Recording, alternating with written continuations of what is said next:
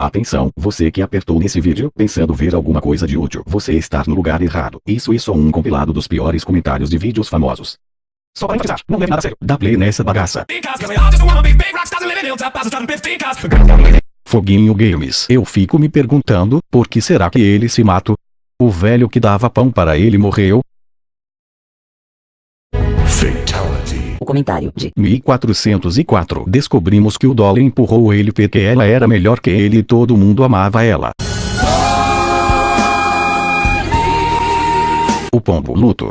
Mano, pombo vai com Deus. Tum tum fluffy, eu tô rindo mas meu coração diz que é errado. Lívia, quem rir vai pro inferno.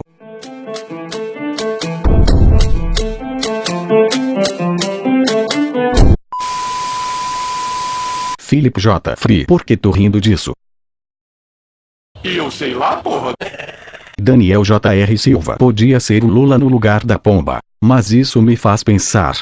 Porque uma Lula sairia da água, subiria em um prédio e pularia. Felipe Viteudo, o bom de ser idiota é rir de vídeos assim. Foda-se! Casal Luteu BR, nem os animais aguentam o que está acontecendo no dia a dia kkkk.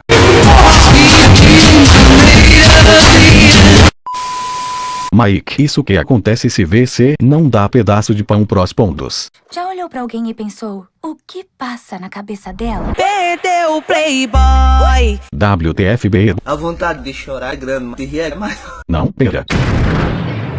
David GT 500. A pomba pensou 2 pontos. No chão tem pão, pulou e morreu kkkk.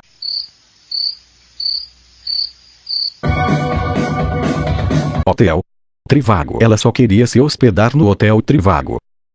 Já procurou hotel na internet? Trivago. Trivago. O pombo pru.